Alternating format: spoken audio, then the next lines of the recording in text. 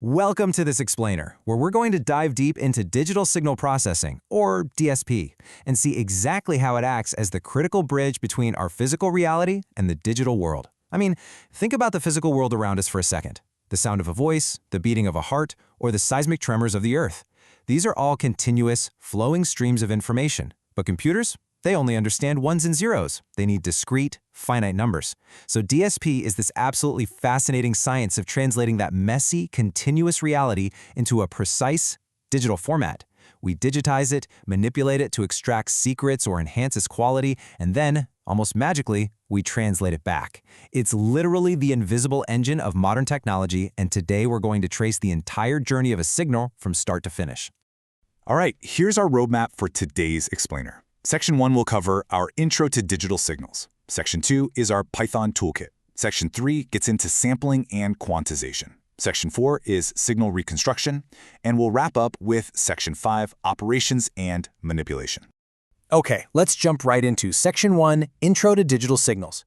We really need to understand the fundamental difference between the physical and the digital. So at its core, a signal carries information. And while analog signals flow continuously, digital signals are discrete snapshots that are locked to specific, quantified, finite values. Let's break that down because it's crucial. An analog signal is a function of a continuous variable, like time. Think of it like a perfectly smooth, unbroken line drawn on a graph. At any microscopic, infinite fraction of a second, there is a specific amplitude value. Now, a discrete signal takes that smooth line and only looks at it at uniformly spaced, specific intervals. It's kind of like taking a strobe light sequence of photos of a moving object, right? Finally, a digital signal takes it one step further. Not only is the time chopped up into discrete snapshots, but the amplitude, the actual value being recorded, is quantized into finite levels. For example, an 8-bit digital image only allows for 256 specific grayscale levels. If the actual brightness falls somewhere in between two of those levels, it just gets rounded.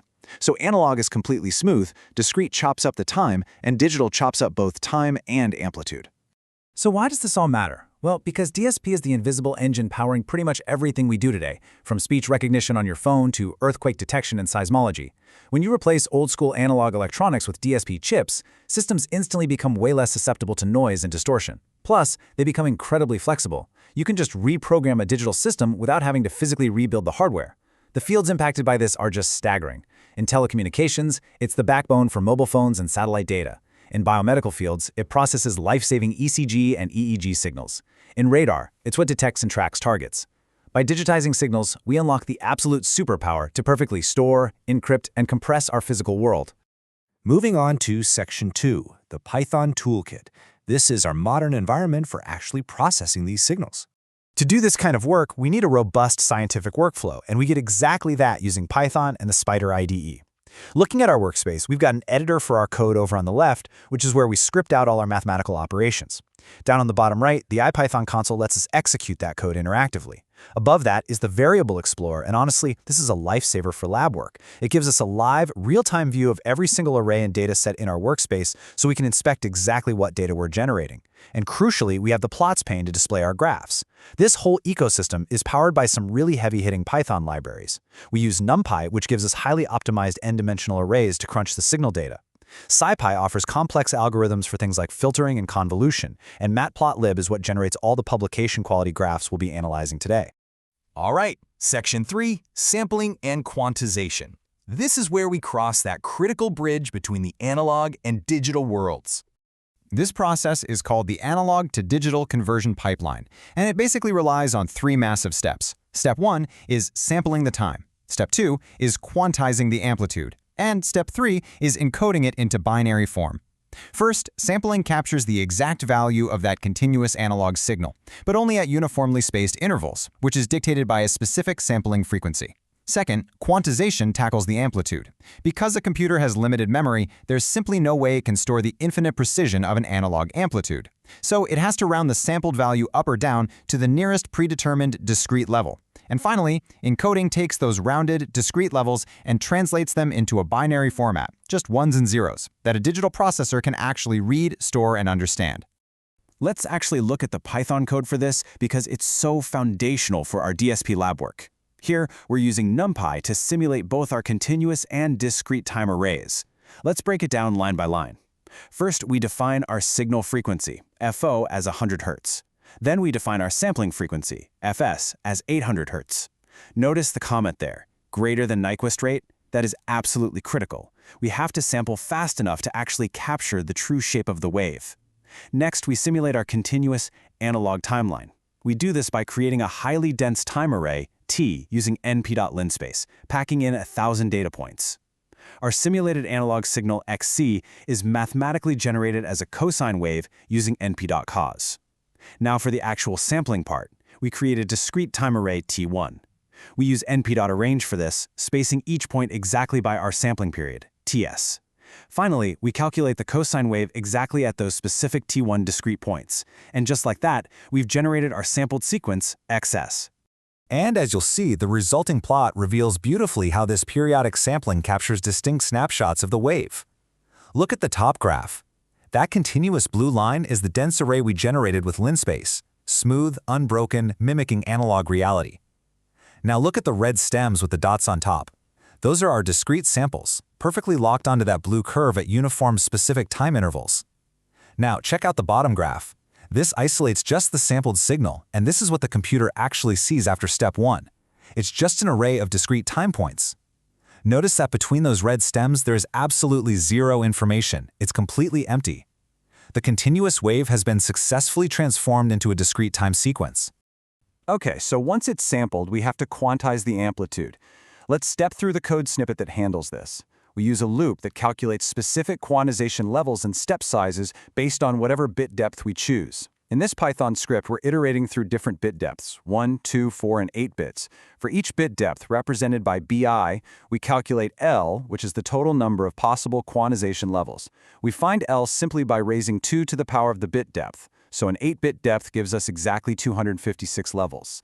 Then we determine our step size Q by taking the total dynamic range of our signal and dividing it by L. But the real magic happens at the np.floor command. This mathematical operation forcefully rounds our precise, high-resolution sample amplitudes to the nearest valid step size Q. This is what actually forces our data into rigid, finite amplitude bins. And the visual impact of that code is stunning. As we increase the bit depth from 1 up to 4 bits, watch what happens. That blocky black approximation smooths right out and the red quantization error drops drastically. Just look at the 1-bit quantization in the top left. We only have 2 levels available, so the black quantized signal is just this harsh, chunky square wave trying its best to mimic the smooth green analog wave behind it. And that red line at the bottom? That's the quantization error, the literal mathematical difference between the original wave and our digital approximation. It's massive. But as we step up to 2, 3, and finally 4 bits down in the bottom right, the number of available amplitude levels increases exponentially. The black line starts to hug the green line much more tightly, taking on a smooth staircase appearance. And look at the red arrow line. It flattens out, creeping closer and closer to 0. This is the perfect visual explanation for why higher bit depths give us much higher fidelity in digital audio and video. Which brings us to Section 4, Signal Reconstruction. We digitize the world, but how do we bring that digital data back into physical reality? To play a signal back through a speaker or a monitor as a smooth analog wave, we use what's called ideal sync interpolation. We use this Python script to calculate and sum up sync functions for every single discrete sample point to bridge the empty spaces between them. Computationally, we handle this with nested for loops. I know, nested loops can sound a bit complex, but here's the logic. The outer loop steps through every single incredibly tiny time slice of our desired high-resolution output timeline, which we call TC. Then, the inner loop looks at every single one of our discrete digital samples. For every single sample, it calculates a normalized np.sync function, which is a specific wavy mathematical curve centered right on that exact sample. It multiplies the sample's amplitude by this sync function, and then it adds it to a running total for that specific microscopic time slice in our reconstructed array, XR. When you visualize the output of that code, it honestly feels almost like magic. As this plot proves, summing all those individual sync functions perfectly reconstructs the original continuous blue curve just from those sparse black dots. The blue solid line is our original analog signal. The black stems represent the discrete digital samples we had retained. And the dashed red line is our reconstructed signal, built purely out of the sync math from the previous slide. Look closely. Notice how the dashed red line perfectly, seamlessly overlays the blue line. By placing an appropriately scaled sync wave at each sample point and adding all those overlapping ripples together, the math naturally fills in the gaps. It reconstructs the smooth, continuous values between the samples, without any jagged edges. We have safely and accurately brought the digital data back into the physical analog world. Let's move into Section 5, Operations and Manipulation. Now that we have these discrete sequences, how do we transform them? Now that we deeply understand how signals exist as discrete digital arrays, we can perform math on them. Two of the most foundational operations are time shifting and time reversal. Time shifting literally slides a signal forward or backward in time. In our discrete math, a delay is denoted as xn minus k. This pushes the signal to the right on the timeline. An advance is denoted as xn plus k, pulling it early to the left. Time reversal, on the other hand, is denoted as x negative n. This completely flips or folds the signal across the vertical zero axis. So whatever happened at time index 3 now physically happened at negative 3. In Python, coding a time shift is actually elegantly simple. We just add or subtract a constant value k to the time index array itself. Let's look at this custom Python function, signal shift. It takes three inputs, the signal amplitudes x, its corresponding time indices n1, and our shift amount n0. Notice something really important here. We don't alter the actual amplitude array x at all. We literally just set y equals x. Instead, the magic happens on the timeline. We simply add our shift amount to the time index array, n equals n1 plus n0. By shifting the timeline underneath the data points, we effectively delay or advance when the signal occurs.